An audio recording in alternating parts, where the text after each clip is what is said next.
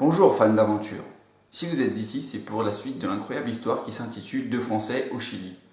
Donc sans plus attendre, nous retrouvons Cathy et Bruno pour leur prochaine destination.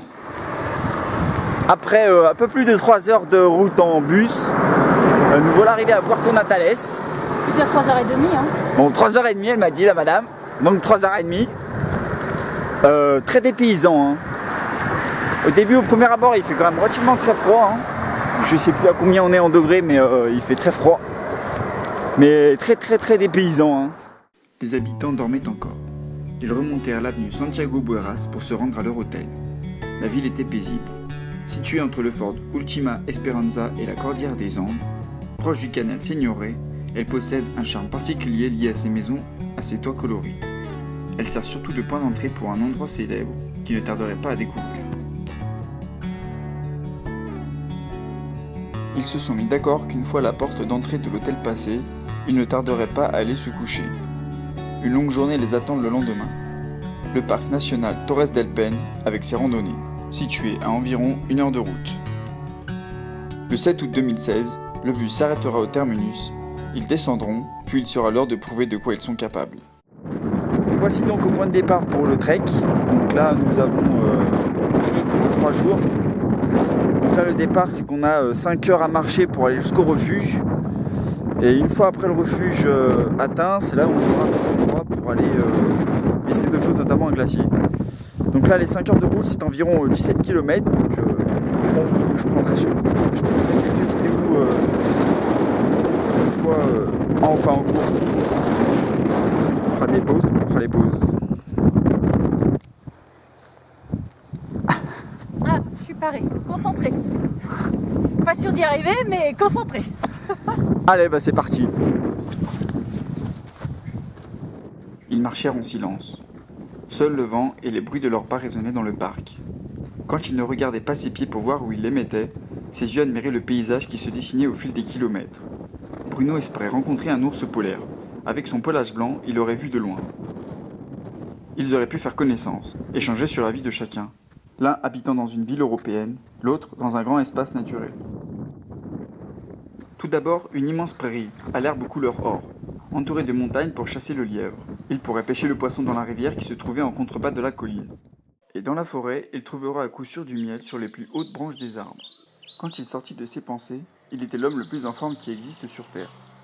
Enfin, presque. Et pour qu'il décide de ne pas abandonner, petit Jésus leur fit signe, un panneau tant attendu. Puis là, on est parti donc à 11h10 du point de départ. Il disait qu'à 7 km, donc environ 2 heures, il y avait un camping. Bon bah nous on l'a pas vu pour être honnête. On l'a pas vu. Oh on rattrape des gens, tiens. On l'a pas vu du tout le camping, donc on sait pas du tout où il est. Et là on vient de voir un point, en fait il nous reste 3 km pour arriver au refuge. On a fait 13 km et demi en 3 heures les gars, 3 heures. Donc, J'avais dit 5. 13 km et demi en 3 heures. Donc c'est une bonne moyenne à dire vrai. Bon en plus on a... Et vent de face, je vous prie, vent de face. On est au taquet. Voilà le paysage hein, avec ce qu'on arrive à marcher. Il y a du monde devant, j'ai vu du monde.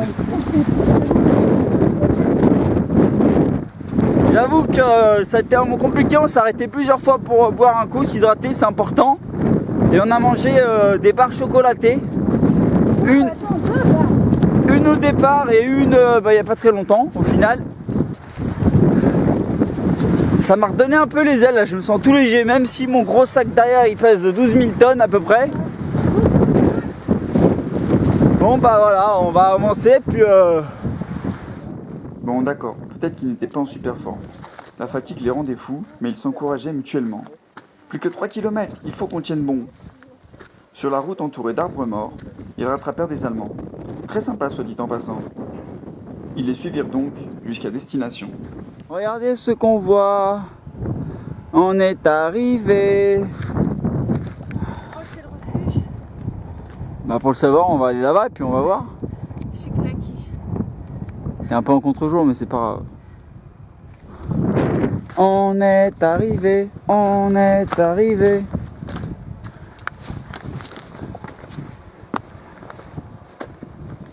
C'est escarpé par là, hein. faire attention. On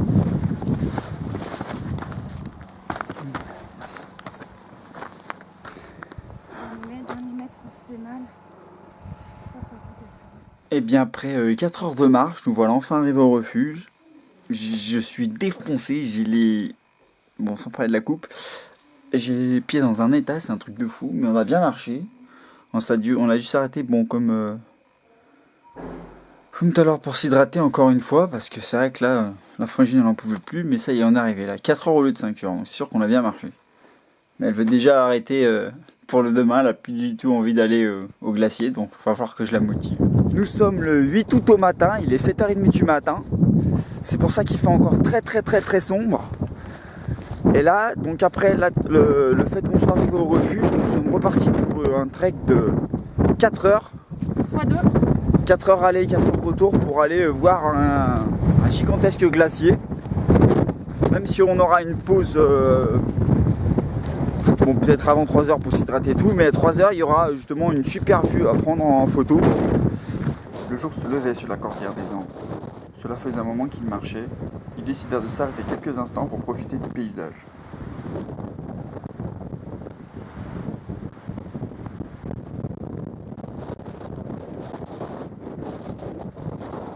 Ils se remirent en marche pour finalement atteindre le premier checkpoint. Nous sommes arrivés au premier point qui s'appelle le Mirador sur le lac au Grès. Il y a énormément de vent, je suis envolé. C'est génial. On se tenait carrément à la tablette pour pas être déporté trop. La tablette est là. Oula. On a été emporté sur le côté. La tablette est juste ici. Et bah ça souffle hein. Et là je vais vous montrer tant qu'un peu le lac gelé. On va zoomer. Bon, désolé si c'est pas très stable hein. Voilà.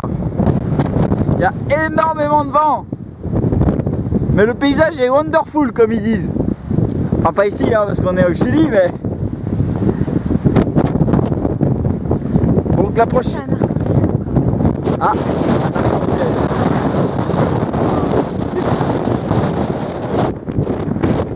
On a encore 6 km. Hein. bon, 6 km pour aller jusqu'au refuge. Enfin non, au glacier pardon, pas au refuge. Je crois que c'est au glacier maintenant.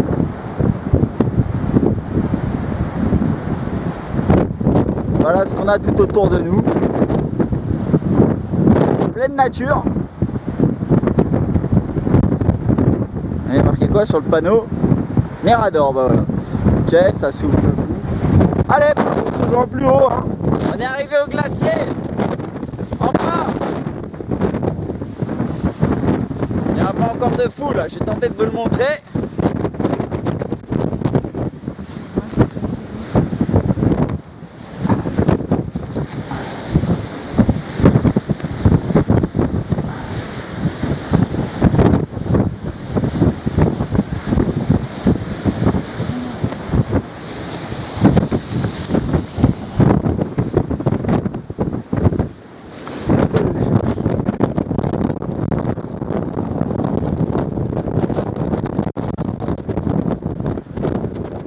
Le parc national Torres del Paine sans encombre. Ils prirent un bus pour Punta Arenas afin de se rendre à Puerto Montt pour y louer une voiture et visiter la région des lacs. Mais tout ceci vous le verrez dans le chapitre 3. Je vous dis donc à bientôt pour la suite des aventures chiliennes.